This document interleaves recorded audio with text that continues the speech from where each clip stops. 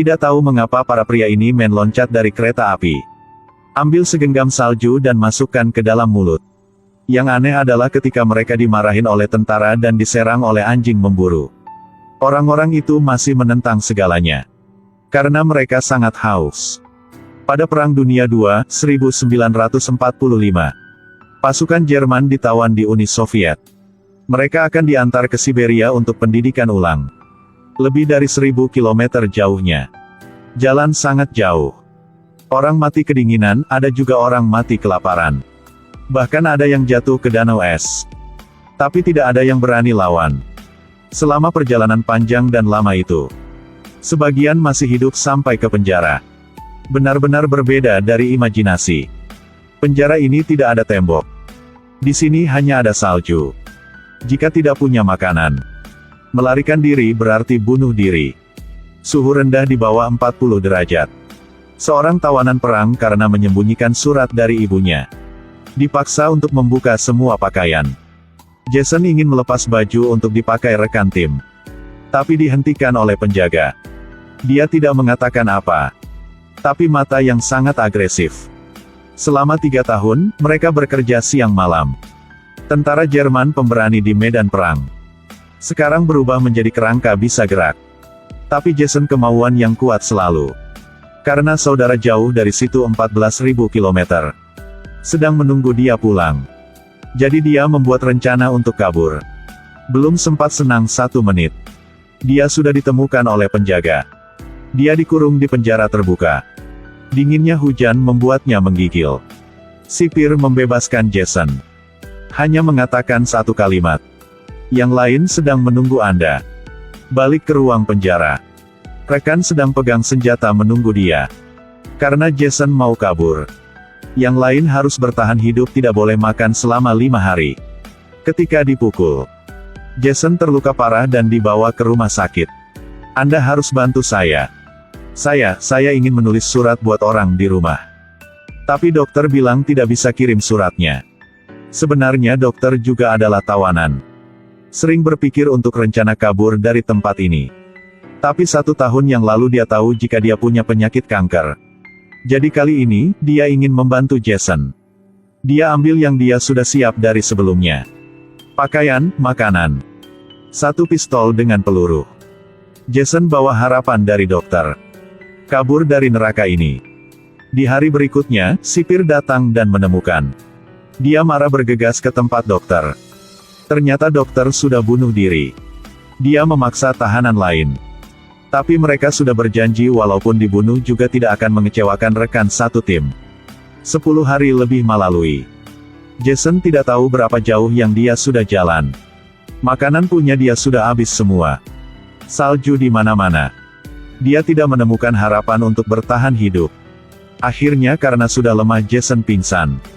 Ketika dia bangun kembali, dia melihat seekor anjing laut tidak jauh dari sana. Jason menggunakan pisau untuk membuka perutnya. Masuki kaki yang sedang kedinginan ke dalam perut anjing laut.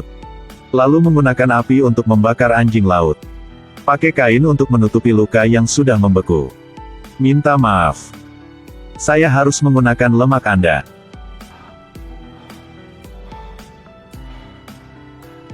Saya harus pulang ke rumah. Iya betul, Jason ingin pulang. Tapi jalan sangat jauh. Hampir 14.000 km. Walaupun makanan sudah ada. Tapi yang lebih serem adalah di daerah sini tidak ada manusia. Ketika berangkat lagi, Jason harus ambil kompas untuk menentukan arah. Untuk mencegah diri memancarkan halusinasi. Dia terus bergumam. Hari itu, Jason tiba-tiba berhenti. Di depan dia muncul 1 pohon kecil. Tidak mau percaya. Langsung lari ke depan untuk pastiin. Ia tidak salah, itu adalah pohon asli. Dia bersemangat memeluk nyawa kecil ini. Ini mengatakan bahwa dia akan cepat keluar dari kutub utara. Tidak lama kemudian, Jason sudah masuk ke dalam hutan yang ada banyak pohon. Tapi sekarang ada badai salju. Berangin ribut. Membuat pohon tumbang di Jason. Untungnya ada 2 orang demam emas selamatkan dia. Dan biar Jason menemani mereka. Musim dingin pergi, musim semi datang. Ini adalah tahun yang kedua sejak dia kabur dari penjara. Henry omong sama dia. Jason tidak jauh dari rumah. Hanya 10.000 kilometer lagi saja. Mereka membuat satu kapal dengan kayu untuk lewat sungai. Tapi sampai ke air mengalir deras. Henry jatuh ke dalam air. Karena sangat bahaya teman tidak mau selamatkannya. Tapi Jason meloncat ke bawah. Selamatkan Henry. Teman sendirian ingin ambil semua emas kuning. Ketika Henry balik menemukan. Dengan cepat menembak membunuh temannya. Mulai sejak itu, Henry menjalani kehidupan yang tidak aman. Hanya emas yang membuat dia merasa aman. Ketika Jason tidak hati-hati. Henry serang Jason mendorong dia ke bawah tebing gunung. Ketika Jason bangun. Sekelompok anjing liar sudah targetkan dia. Jason dengan cepat naik ke atas pohon kering. Di saat bahaya. Suara pistol sudah selamatkan Jason. Yang bantu dia adalah masyarakat suku setempat. Mereka bawa Jason ke rumah. Dan biarkan wanita yang cantik dari suku melakukan rahasia leluhur untuk selamatkannya. Tapi berita Jason dicari sudah sampai tempat ini. Dia harus dengan cepat lari dari tempat ini. Sebelum pergi, kepala suku berikan padanya sepasang anjing memburu. Dan kasih tahu bahwa mereka sudah selamatkan Jason di saat bahaya. 1 tahun kemudian, Jason tidak sengaja masuk ke pabrik kayu. You say that money can't buy happiness, Habibi, come to Free Fire. Tapi dia tidak mau masalah ini jadi besar. Pertama, orang itu atur Jason naik kereta pergi dari sini. Lalu baru saja mencela tindakan dia. Di kereta Jason baru bisa senyum. Tapi dia tidak tahu bahaya sedang menunggu dia di depan.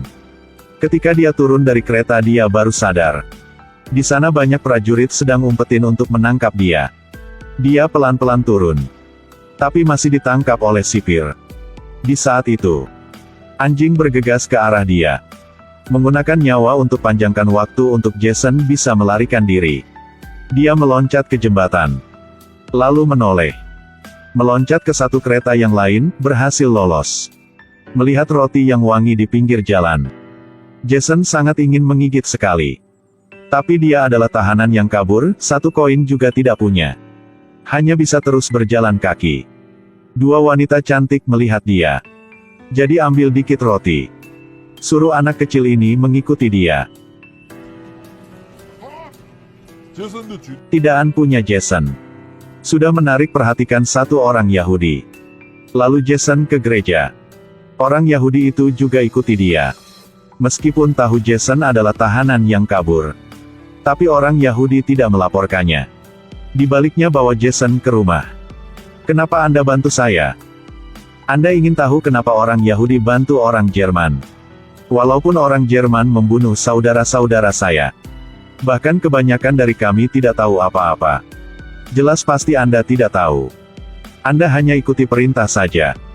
Orang Yahudi bilang dia harus keluar sebentar. Suruh Jason menunggu. Ternyata orang Yahudi membantu dia membuat 1 paspor palsu.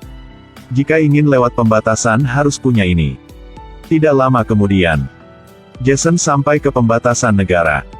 Dia ragu berikan paspor kepada orang. Prajurit membawa paspor punya dia pergi. Sepertinya curiga identitas punya Jason.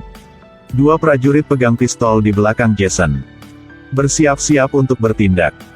Jason sangat khawatir. Untungnya setelah diperiksa, dia dibolehin untuk lewat pembatasannya. Adegan melihat pintu itu. Dia menahan emosi, dalam hati sangat senang. Melalui jembatan ini sudah aman. Tiba-tiba ada cahaya yang sangat terang di depan muka dia. Jason berhenti. Orang yang muncul di depan dia adalah kepala sipir. Dia panik melihat di sekelilingnya. Kali ini sudah tidak ada jalan lagi. Jason berpegangan tangan dengan erat. Jalan dengan jarak jauh 14.000 km. Sudah tidak ada artir lagi. Tapi di saat itu, kepala sipir tiba-tiba kasih jalan. Jason tidak percaya dengan mata sendiri. Tapi dia masih mau lewat. Ketika lewat kepala sipir hanya mengatakan, kemenangan adalah milikku. Meskipun dia tersentuh oleh semangat pantang menyerah Jason. Memilih untuk lepaskan Jason. Tapi sebagai orang Jenderal, dia adalah pemenang pada akhirnya. Jason tidak peduli siapa menang. Sekarang hanya ingin kembali ke rumah. Berapa hari kemudian, Ketika anak dan istri sedang di gereja, tiba-tiba anak merasakan sesuatu. Dia menoleh, melihat ke belakang. Anak dan sang ayah saling berpelukan. Perjalanan panjang dengan darah dan air mata. Depan keluarga dia. Semua berharga. Film berakhir di sini. Aku adalah King Media. Terima kasih dan sampai jumpa.